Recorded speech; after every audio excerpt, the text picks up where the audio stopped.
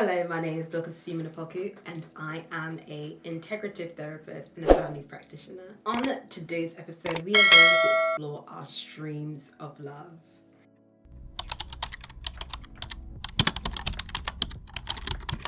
Would you believe that millionaires have an average of 7 sources of income? Having multiple income streams is a financial necessity if you want to get ahead, but why exactly is it so important?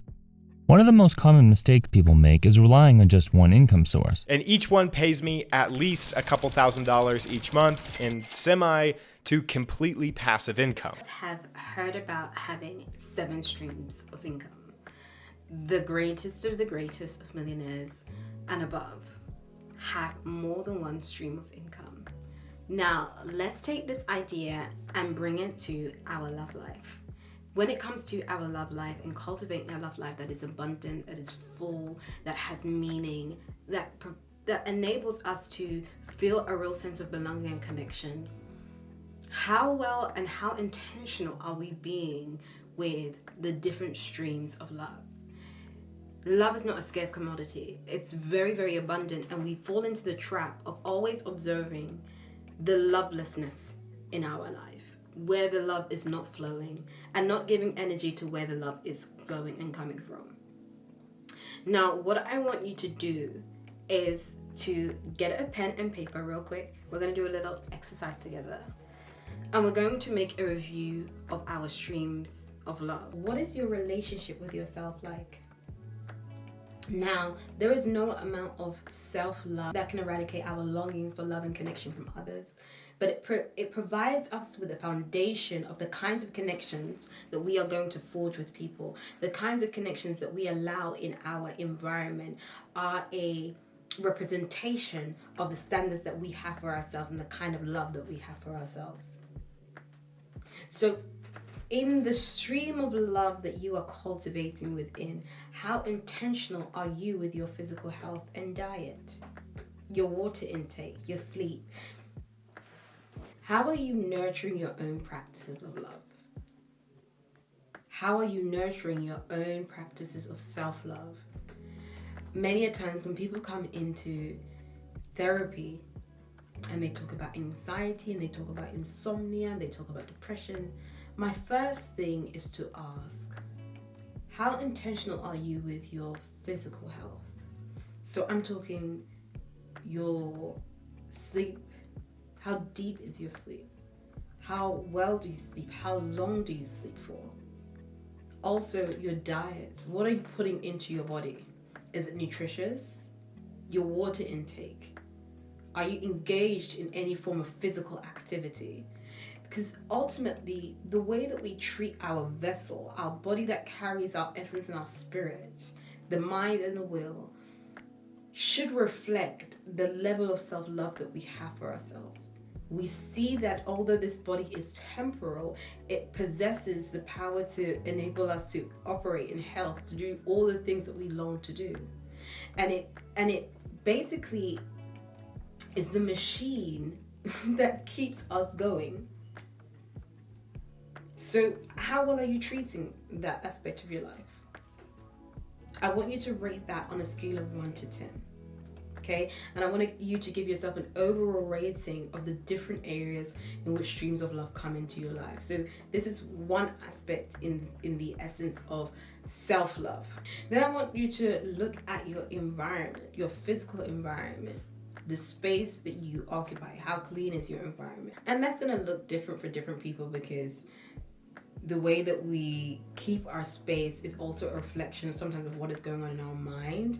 And sometimes you will walk into a room and it looks so chaotic, but it's a world of creativity and thought and imagination just blooming out through the room. So it makes sense to you, but clean as it provides you with that sense of a sound mind and safety. How committed are you to exercising the level of discipline that is required to live out your purpose? How committed am I to exercising the discipline to live out my purpose?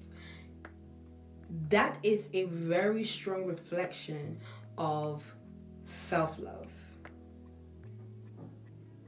You're willing to do what it takes to become the individual that you desire to be. Are you holding yourself accountable on your journey of development? How healthy is your self-talk? It baffles me how negative individuals can be when they're speaking about themselves, but yet they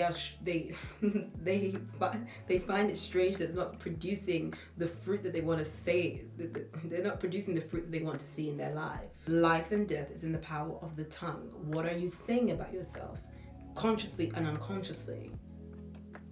How aligned are your daily choices to your future goals? When you wake up and you live out that specific 24 hours, how aligned are the things that you're doing throughout the day to the goals and the objectives that you've set out for yourself? And a big one, self-compassion and self-grace, okay? On this journey, you have to ask, like, am I being compassionate with myself? Do I give myself and offer myself grace? Is there room for learning through the mistakes that I've made, or am I just constantly operating in a critical voice, not being kind to myself, being very unfair to myself? How consistent are you with your self-care, your rest, your hobbies, grooming? So when we talk about self-love, sometimes people are like, yeah, of course I love myself. What does self-love actually look like? What does self-love actually look like? Yeah, you love yourself so as to wake up and survive. Do you love yourself so much that you're doing whatever it takes to thrive? From a place of authenticity and integrity and compassion and ultimate love, are you existing in your fullness? Another stream of love, our family. Sometimes that can be our biological family. Sometimes that can be our chosen families. Okay, you may have come from a very dysfunctional family, and as a result, you've had to choose a family that align with you. Now, when you look at the love in those dynamics, what is the quality of your communication with the people that you deem to be your parents, your godparents, your support system? Are you supporting your siblings according to their needs? Are you aware of their love languages? Are they aware of your love language? How are you opening up yourself to receive support from the people that are your family? How intentional are you in affirming them, and how intentional are they in affirming you? When it comes to boundaries in the dynamic, how well are you able to enforce the boundaries that exist in this dynamic? Okay? We're really looking into the streams of love that are in our life, where they are the strongest and where they are the weakest. And are we actually sowing into the dynamic so as to reap what we sow? Oh, like my friends are low maintenance. My friends are low maintenance. I'm low maintenance. Okay, but low maintenance. At some point, you have to front load an investment that enables a foundation of a strong connection to be able to enter into low maintenance. You can't start low maintenance in friendship dynamics and then hope that it's going to blossom into this great harvest. It doesn't work like that. Relationships with friends.